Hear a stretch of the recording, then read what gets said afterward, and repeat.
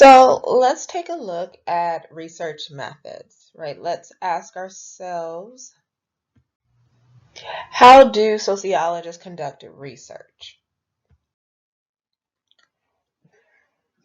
So, as I stated in the introductory lecture, right, that an important part of the definition of sociology is the fact that it is a scientific study, right? The scientific study of human social life and societies and the people within these groups. Um, and with that, sociology as a social science must take an empirical approach to answering questions about the world. Empirical investigation requires analysis of data, theoretical thinking, and logical assessments of arguments. And so we have to go out and collect data and not simply base our answers on our own experiences and philosophies.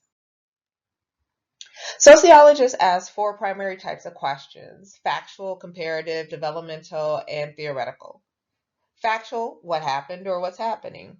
Factual questions are questions that raise issues concerning matters of fact rather than theoretical or moral issues. Then there are comparative questions, and these questions are concerned with drawing comparisons among different human societies.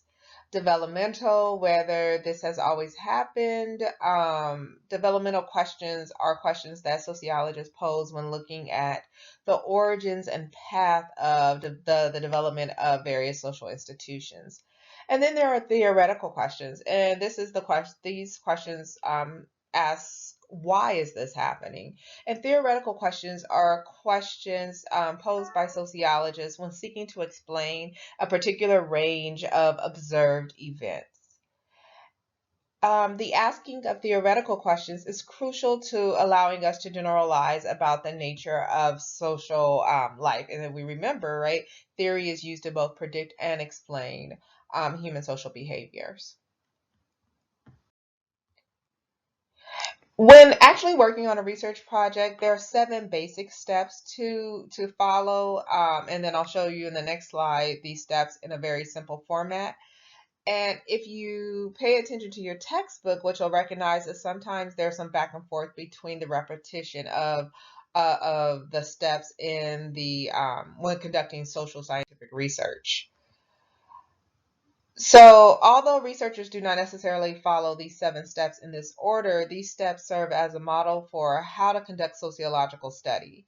Experienced sociologists rely on the skills and insights they've acquired through years of experience, right, by employing these seven steps as a way to first define a research problem, review the literature that's already the things that have already been written, make sure that the problem being outlined or analyzed is clear and precise, and then we work out a design, right? How will we carry forth the research? Then we carry it out using the methods we've selected. It could be qualitative or quantitative. Then we interpret the results and we report the findings. It could be in a white paper, right? A policy paper for politicians to refer to, or other entities, or we can report our findings in journal articles or books or what have you. There are two different types of methods. There are qualitative methods and quantitative methods. Qualitative methods rely on personal and or collective interviews, accounts, or observations of a person or a situation. And we use a wide range of these methods. We could use qualitative, which I just defined, or quantitative, which is drawing on objective and statistical data in order to document trends or compare subgroups or explore correlations. Today, you also have sociologists who are increasingly interested in mixed methods, meaning they combine both qualitative and quantitative methodologies.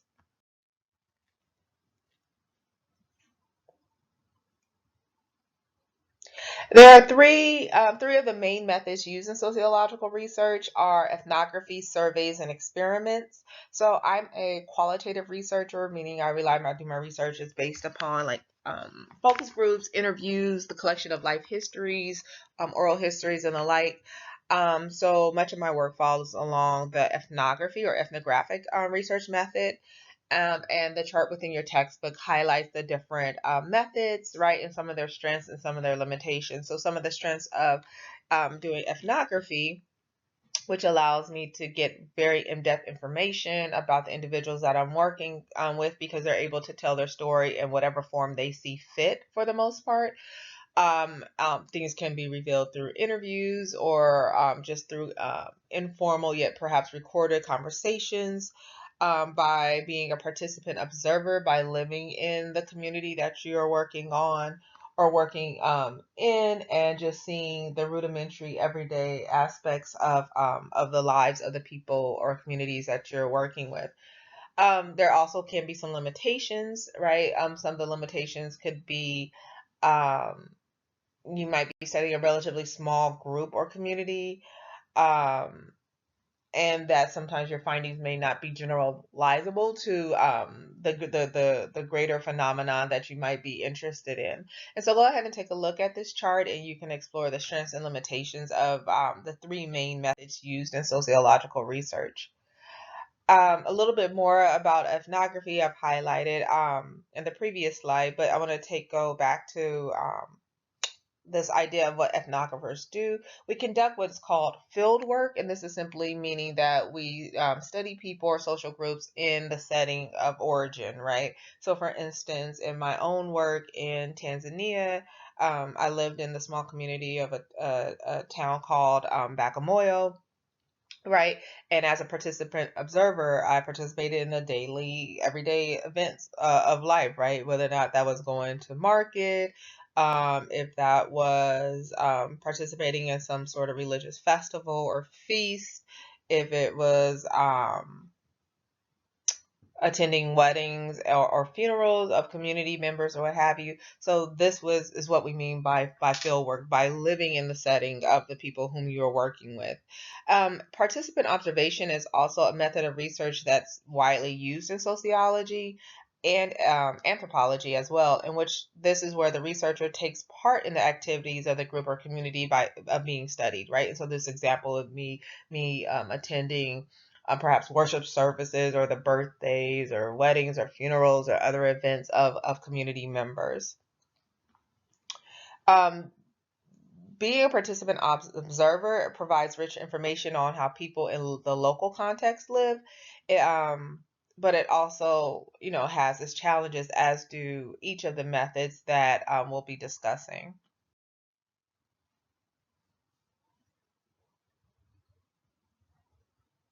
Surveys are our next method. Surveys, just in very quickly, our surveys are a more structured research method in which specific, carefully selected individuals are asked specific, carefully selected, structured questions. So there's not as much leeway as one would find in a general interview or open, a open, less structured interview.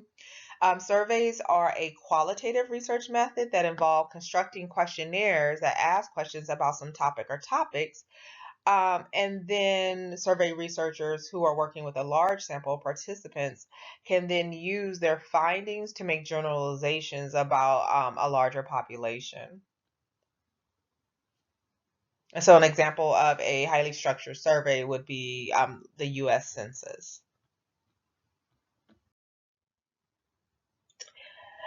Sociologists may also use experimental designs when highly controlled conditions are necessary to determine causation. And so, an experiment is a research method in which variables can be analyzed in a controlled and systematic way, either in an artificial situation that's constructed by the researcher or in a natural occurring setting.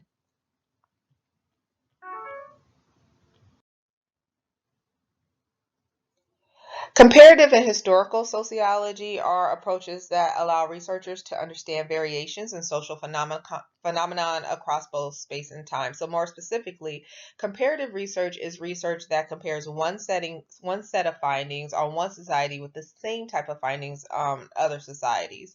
Comparative approaches are commonly used alongside many other approaches in an effort to see if there's variation across social space, right? So the findings of a research study on orphans in India, right? How does that study look if we conduct the same study in the Ukraine, right? And so that's what a comparative research that's an example of comparative research, right? Where you are studying the same topic or theme, but the variation comes when you apply it to a different social space. For example, another example, the same survey could be given to college students in the United States and then to college students in China. And then some comparisons could be made about the two populations. The other research method, historical research, allows us to consider change over time and to pay close attention to shifts in major social structures in terms of our own topic. So, for example, we could look at changes in family structure as it relates to changes in the labor market over the past 200 years. And so that would be an example of using historical research. So is it that then if you are doing sociological research, you can only pick one of these methods? And no, that is not the case at all, right? Triangulation is the use of multiple research methods as a way of producing more reliable empirical data.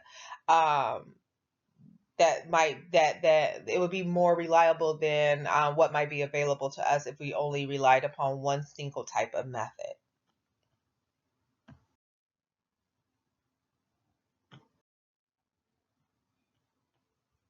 So there are issues, of course, that can come from interviewing or working with various research subjects or research participants. And so this, because of this, it is our responsibilities as researchers to be ethical in our data collection and our research process. And one of the ways this occurs, or that we work to ensure that this occurs, is that study participants must give what is called informed consent prior to agreeing to participate in a research study. Informed consent is the process whereby the study investigator informs potential participants about the risk and benefits involved in being part of the research study. And additionally, studies participants can also be debriefed after the research, just to confirm yet again that they are willingly volunteering to participate in the project. Debriefing is when participants are informed about the true purpose of the study, and any deception that happened during the study is revealed and explained afterwards. And so your textbook gives the example of Humphrey's study published as the tea room trade, which was an early investigation of gay behavior or behavior of the LGBTQ community and culture. And what did he do that might be ethically suspect? So go back, look at this section, and think about what ethical boundaries might have been breached, knowing that today an IRB, right, Institutional Review Board, would prohibit such approaches. All our research, no matter how important it seems to us, must take into account the rights of our research subjects and the potential for concerns about ethics.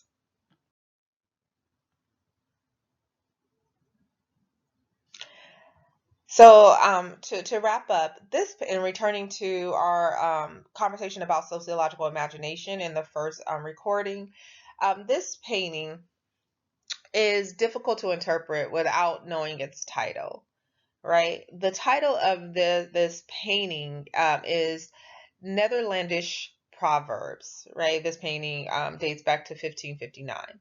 So, context is essential for interpreting human activity. A sociological perspective allows us to develop a richer understanding of ourselves, our significant others, and the world. This